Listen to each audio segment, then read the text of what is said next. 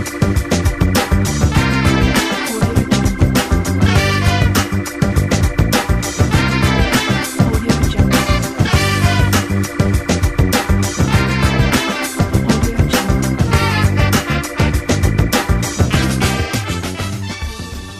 मैं हूं जयश्री नागदा और आप देख रहे हैं सीबीसी न्यूज।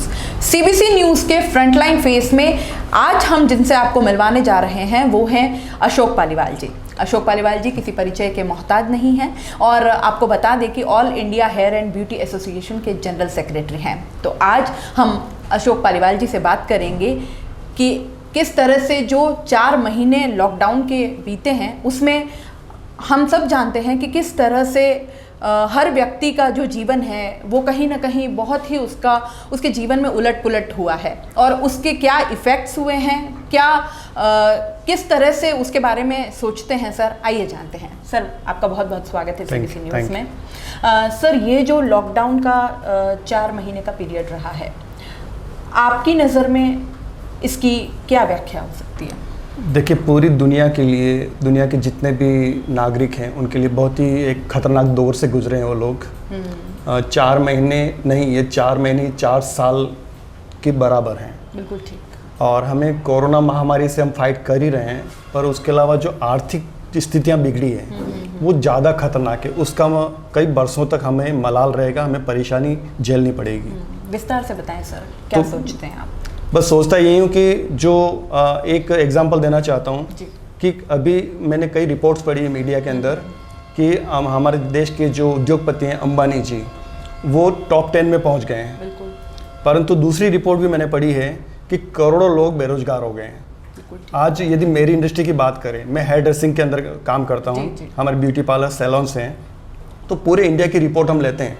तो कुछ एग्जाम्पल्स हैं। अहमदाबाद में 300 सैलून बंद हो गए, जयपुर में 50 सैलून बंद हो गए, इंदौर में, भोपाल में सैलून बंद हो गए और अभी काफ़ी सैलून खाली हो गए हैं। तो उसमें हमारी प्रॉब्लम्स आ रही है कि सैलून्स का किराया। जी। लॉकडाउन के बाद हमारे जो बिजनेस हमें बढ़ना चाहिए था वो बिजनेस बिल्कुल ठप हो गया है, क्योंकि लोगों को डराया जा रहा है कि कोरोना हो गया तो सैलून से भी आपको कोरोना फैल जाएगा। तो हमने इस विषय पर एक बात कही है कि क्या हमारे गृह मंत्री जी को कोरोना हो गया है तो क्या पूरा मीडिया गृह मंत्री जी की आलोचना करेगा या गृह मंत्रालय की आलोचना करेगा? बिल्कुल नहीं। तो किसी भी जाति, धर्म, क्षेत्र, व्यवसाय को टारगेट नहीं करना चाहिए। ये महामारी है और महामारी फैलती है, इसको रोकने के उपाय करने चाहिए। तो हमारे सैलून बंद हो गए, किराया देना पड़ा हमें, बिजली का बिल, पानी का बिल, उसके अलावा हमारे जो स्टाफ है उनकी सैलरी, और इन चीज़ों को मिलाकर हमारे जो सैलून्स में काम करने वाले लोग हैं वो खास तौर से मिडिल क्लास से आते हैं, upper middle class, lower middle class और गरीब लोग हैं ज़्यादातर जो इस सैलून इंडस्ट्री के अंदर काम करते हैं। तो वो काफ़ी परेशान है आज की तारीख में।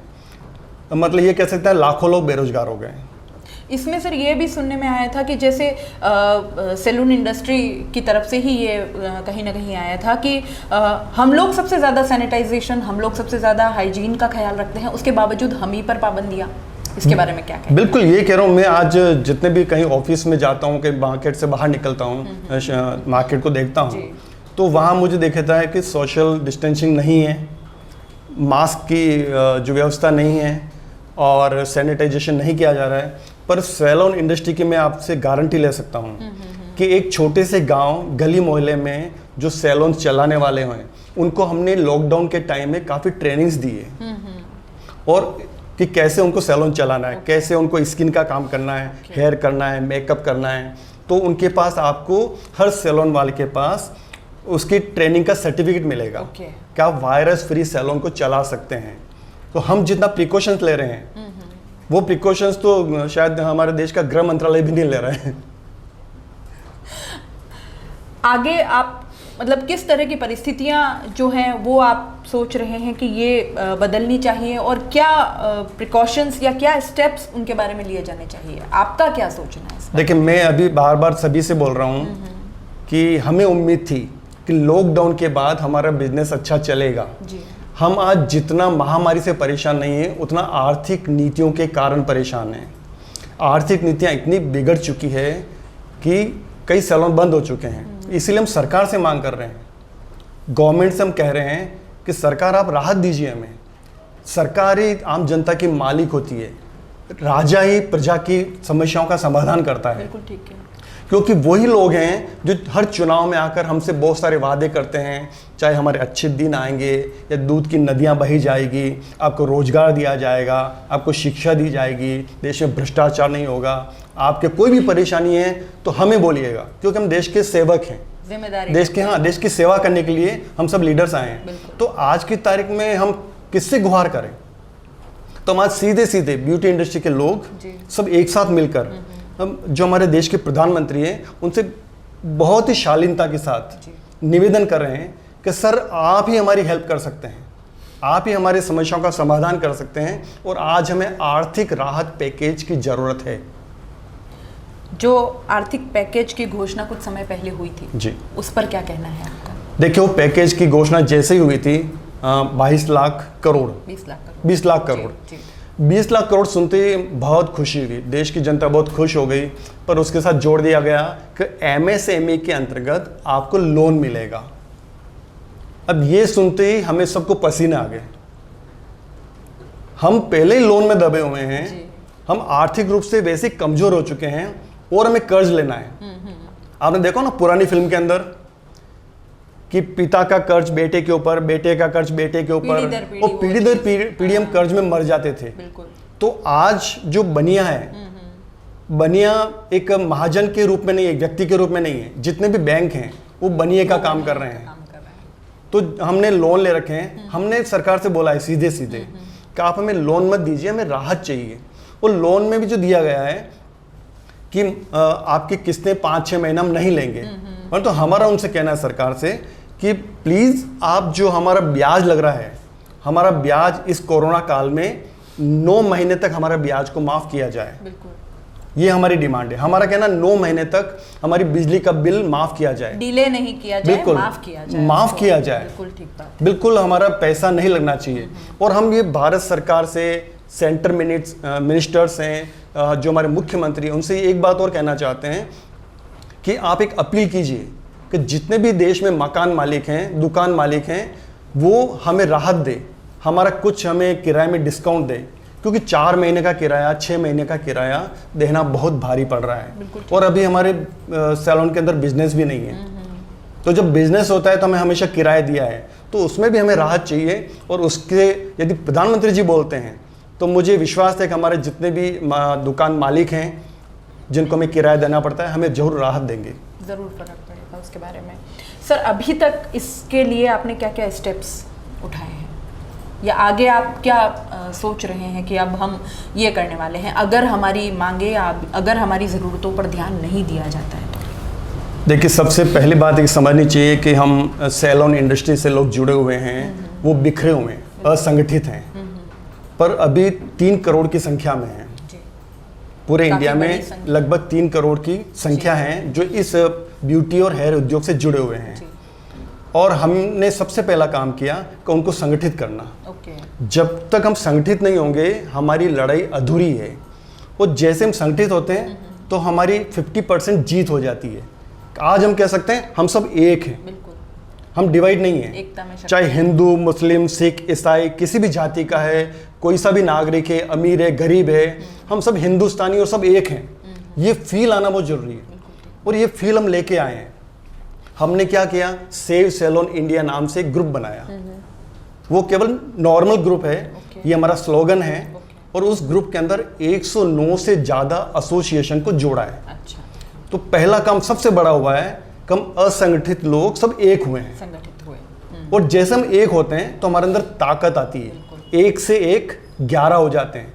तो ये हमारी हिंदुस्तान की, हमारे देश की, हमारी इंडस्ट्री की ताकत बन गए।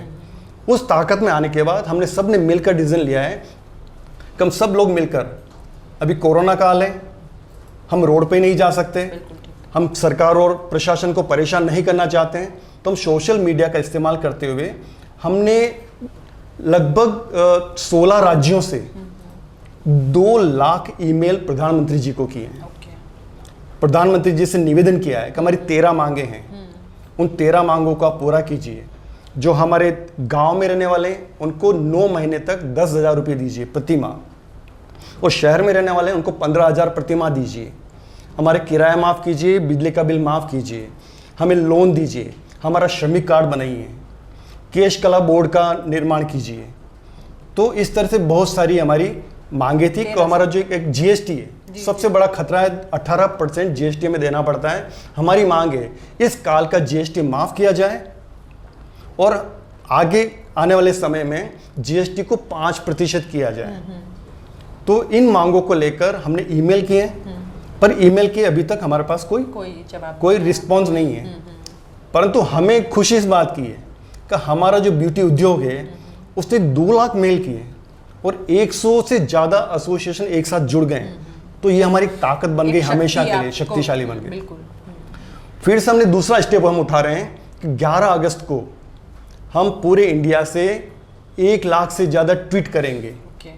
ये हमारी टीम ने निर्णय किया है। और ट्वीट करके हम मीडिया को ट्वीट करेंगे, हम गृह मंत्री जी को ट्वीट करेंगे, जितने भी सीएम हैं और पीएम हैं उनको ट्वीट करेंगे और उनसे फिर से हम गुहार करेंगे, फिर से निवेदन करेंगे कि हमारी डिमांड्स की तरफ ध्यान दिया जाए, क्योंकि हम भी इस भारत के नागरिक हैं, हमने भी आपको वोट दिया है। बिल्कुल ठीक है। आप हमारे प्रधानमंत्री हैं और हमारे प्रधानमंत्री तो हमारे लिए काम कीजिए, हर एक के प्रति जिम्मेदार। बिल्कुल ठीक बात है। सर, सामाजिक सरोकारों से भी आप जुड़े रहे हैं जी, उसके बारे में बताइए कि मैं जितना जानती हूँ, मुझे ये पता है कि कैंसर पेशेंट्स के लिए भी आप काम करते हैं, उसके बारे में कुछ बताइए सर। बिल्कुल, अभी हम कैंसर पेशेंट्स के लिए काम कर रहे हैं और डोनेशन ले रहे हैं और एक ऑल इंडिया लेवल पे इस कैंपेन को चलाया है। Rotary club of Udaipur Panna, all India hand beauty association और काफ़ी सारी एसोसिएशन इससे जुड़े हैं। और हमने मिलकर लगभग 300 से ज़्यादा डोनेशन अभी इंडिया में ले चुके हैं।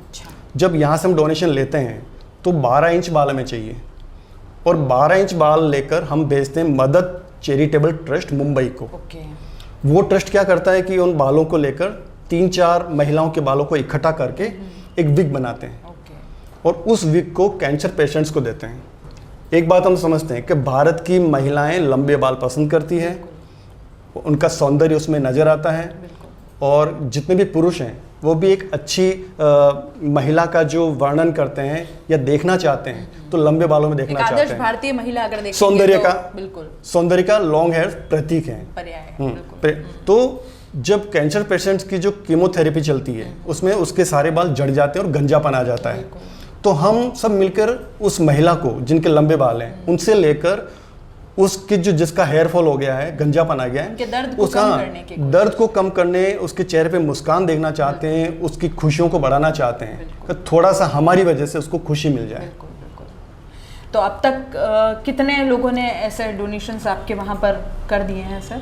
लगभग 300 से ज़्यादा डोनेशन लगभग 1 साल के अंदर हमने कर लिए हैं। ये हमारा एक नया प्रयास है और इस नए प्रयास में क्या है कि जैसे कि पहले हम ब्लड डोनेशन की बात करते थे तो लोग घबराते थे, अपने पिताजी को भी अपने भाई को भी लोग ब्लड डोनेशन नहीं डर के भाग जाते, क्योंकि एजुकेशन की कमी थी, उनको जानकारी नहीं थी कि वो कमज़ोर हो जाएंगे या मर जाएंगे, कुछ भी हो जाएगा, बीमारी लग जाएगी। परंतु अब ब्लड देने में किसी को दिक्कत नहीं है यदि हम सभी अवेयरनेस की वजह से सभी लोग तैयार हो जाते हैं। तो मेरा कहना है कि अभी हेयर डोनेशन में भी जो ज़्यादातर हमें सपोर्ट मिला है लड़कियों का मिला है, बच्चियों का, स्कूल गर्ल्स का मिला है। और आज जो मैं एक डोनेशन और अभी हम लेके आए हैं उस लड़की ने तो सारा अपना हेड को क्लीन करवा दिया है, पूरे अपने सभी बालों को डोनेट कर दिया है। तो ऐसी लड़कियां भी हमारे जिनके अंदर जज्बा है हम हमारी समाज के लिए, हमारे देश के लिए हम कुछ करें। और ऐसा ही आप जब इतनी अच्छी भावनाएं आप रखते हैं तो बिल्कुल ये बनता है कि सरकार भी कहीं ना कहीं आपके हितों के बारे में सोचे। तो ये थे अशोक पालीवाल जी हमारे साथ और आज हमने ये जाना कि लॉकडाउन के कारण जो है लोगों की ज़िंदगी में काफ़ी फ़र्क पड़ा है, उनकी अर्थव्यवस्था जो है वो काफ़ी हिल गई है, आर्थिक स्थितियों में काफ़ी बदलाव आ गया है। और उसी पर आज का हमारा ये एपिसोड फ्रंटलाइन फेस का अशोक पालीवाल जी के साथ था, जिसमें हमने जाना कि किस तरह से अलग अलग इंडस्ट्री से जुड़े हुए, अलग अलग फील्ड से जुड़े हुए लोग सफ़र कर रहे हैं आज भी लॉकडाउन और कोरोना के कारण। आगे भी कई शख्सियतों से आपको मिलवाते रहेंगे, रूबरू करवाते रहेंगे। नमस्कार। Thank you.